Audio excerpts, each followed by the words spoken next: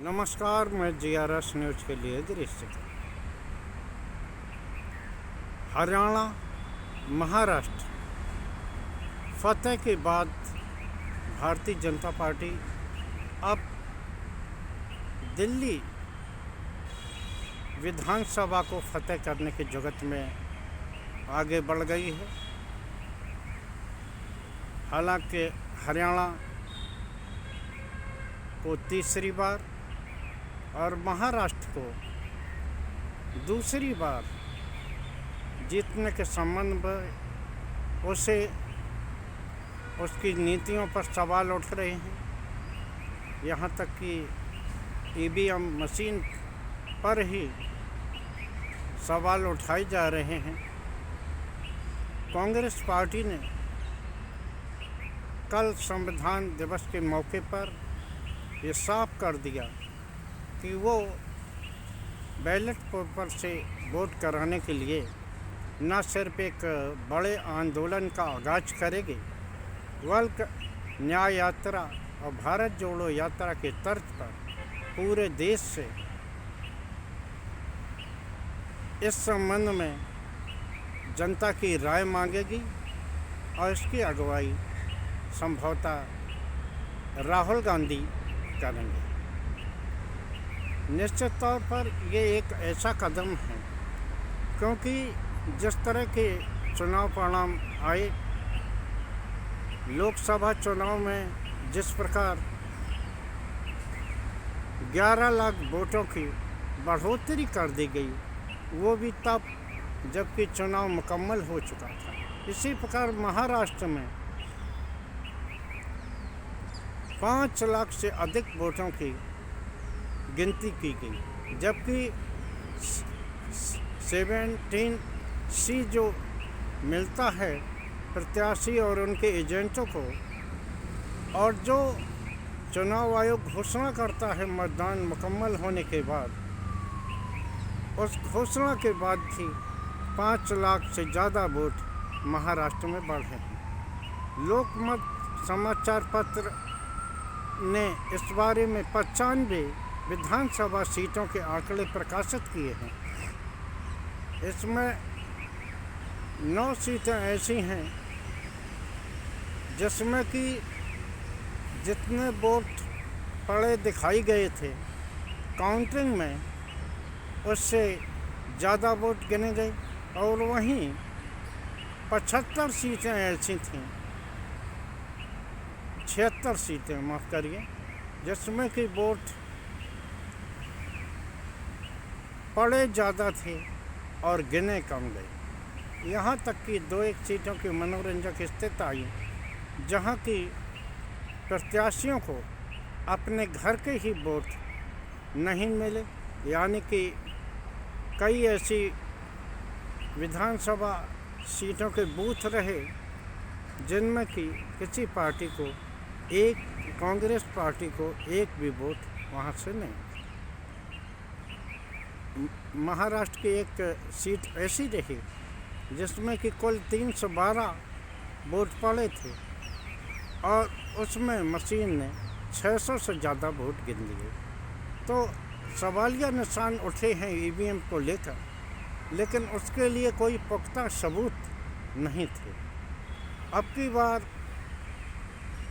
राजनीतिक दलों ने, अधिकांश विपक्षी दलों ने यह फैसला किया है कि इस तरह से चुनाव लड़ने से कोई फ़ायदा होने वाला नहीं। बहुजन समाज पार्टी ने तो बाकायदा ऐलान कर दिया कि जब तक फर्जी वोटों के रोकने और सिस्टम में कोई सुधार नहीं होता है, वो कोई भी उपचुनाव नहीं लड़ेगी। आम चुनाव के बारे में क्या ख्याल है ये बाद में पता लगेगा, लेकिन 10 तारीख को दिल्ली में एक बहुत बड़ा आंदोलन EVM के विरोध में होने जा रहा है, जिसको कि तमाम सामाजिक संगठनों के लोग करेंगे। और 1 दिसंबर को जंतर मंतर में उदित राज की अगुवाई में एक बड़ा आंदोलन रामलीला मैदान में होगा, माफ़ करना, मैंने जंतर मंतर का उल्लेख किया।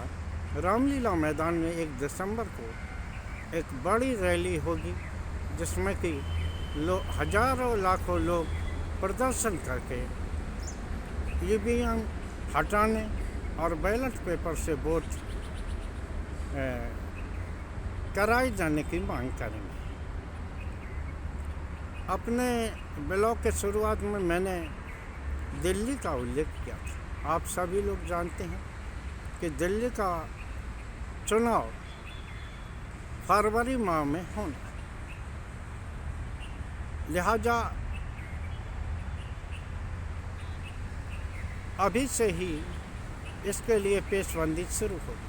आम आदमी पार्टी तो करीब 1-1.5 माह से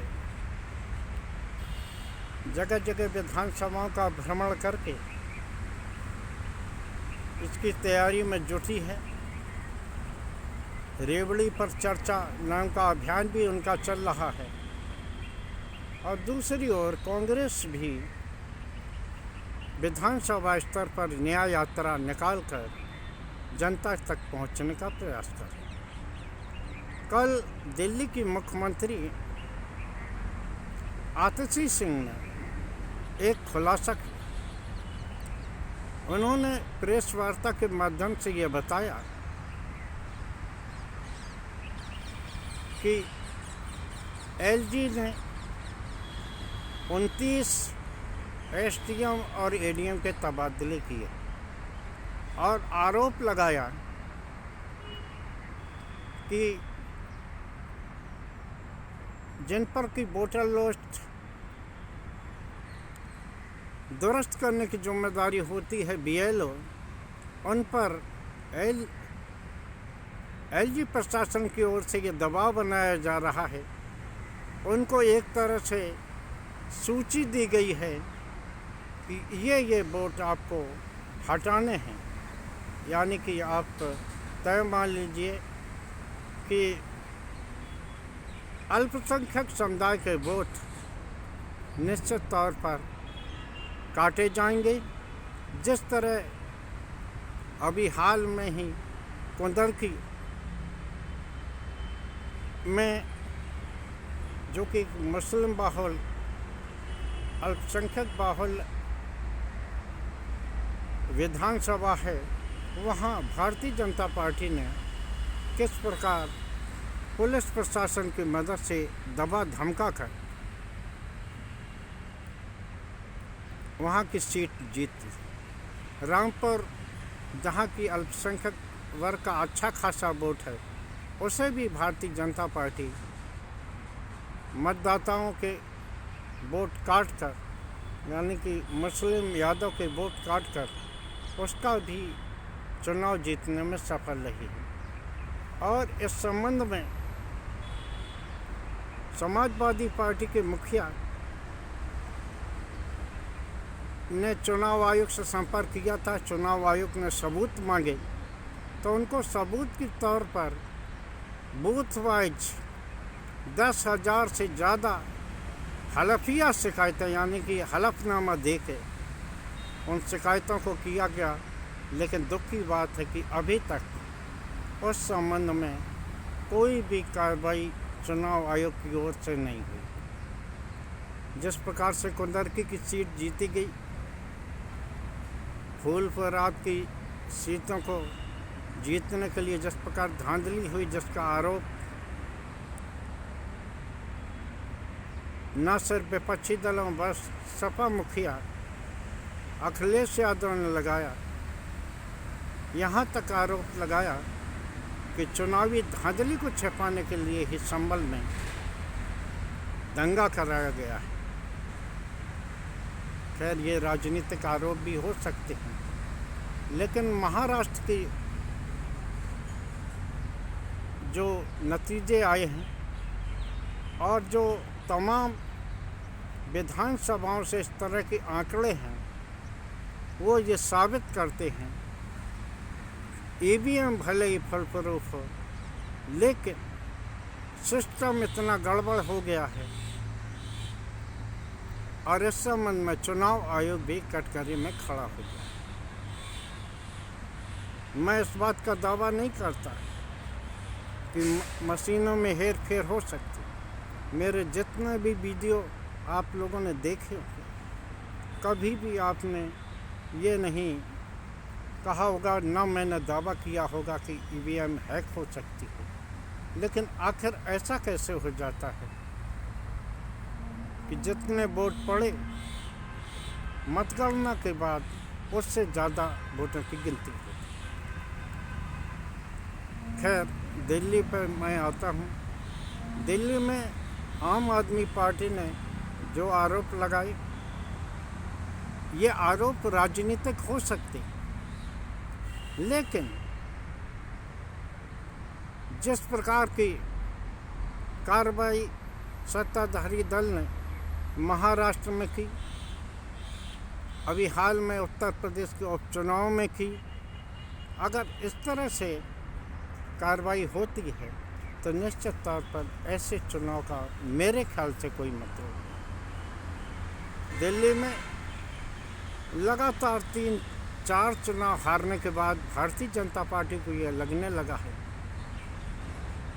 कि किसी तरह दिल्ली पर कब्जा करना चाहिए, क्योंकि दिल्ली देश की राजधानी है और इसको लेकर वर्तमान सत्ता निरंतर तौर पर शर्मिंदगी महसूस करती रहती है कि वो छोटे से एक राज्य को नहीं जीत पाती। लगातार 2 चुनावों से भारतीय जनता पार्टी की सीट संख्या 3 से बढ़कर 8 तक हो गई है, लेकिन ऐसी स्थिति नहीं बनती कि वो सत्ता में बैठ सके। इसके लिए करीब 3 दशक तो मेरे ख्याल से हो ही गए होंगे जिसमें कि भारतीय जनता पार्टी सत्ता से बाहर।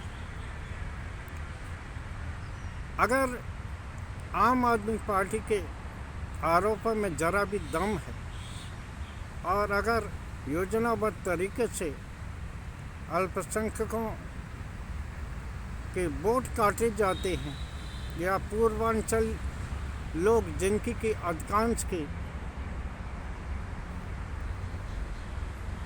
निष्ठा आम आदमी पार्टी के साथ है, तो निश्चित तौर पर देश के लोकतंत्र के लिए ये एक घातक है,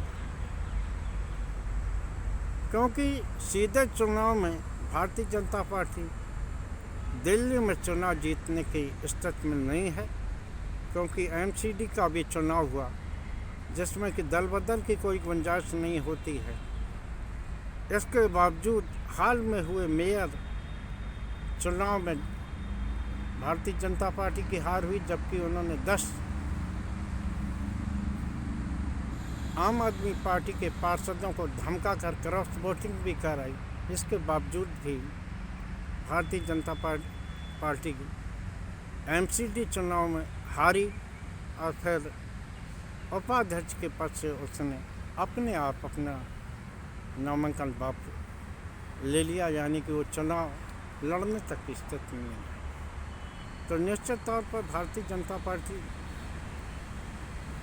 इस ओर बढ़ेगी कि वो इन के प्रकार दिल्ली पर कब्जा करे। अगर जात विशेष के वोट या क्षेत्र विशेष में रहने वाले लोगों के वोट, यानी कि मैं इसमें झुग्गी याद का उल्लेख करना चाहूँगा, जिसमें रहने वाले अधिकांश लोग आम आदमी पार्टी के समर्थक हैं, अगर इनके वोट काटे जाते हैं तो निश्चित तौर पर ये देश के लोकतंत्र के लिए ठीक नहीं है। खैर, इस संबंध में अभी हालांकि भारतीय जनता पार्टी की ओर से कोई प्रतिक्रिया नहीं आई है, लेकिन जिस तरह का उनका रवैया रहता है और वो जिस तरह से विपक्ष की आवाज़ को सुनना नहीं चाहते, वो ये दर्शाने को काफ़ी है। हालांकि हरियाणा को लेकर तो महाराष्ट्र के चुनावी परिणाम को लेकर चुनाव आयोग के उस पर भी सवाल उठा है। और सबसे ज़्यादा दुख की बात है, न्यायालय भी विपक्ष की आवाज़ सुनने में कोई रुचि नहीं ले रहा है। तो आखिर आम जनता और विपक्ष के पास सड़क पर उतरने के अलावा और क्या रास्ता बच सकता है। आज के ब्लॉग में बस इतना ही। जय हिंद, जय भारत।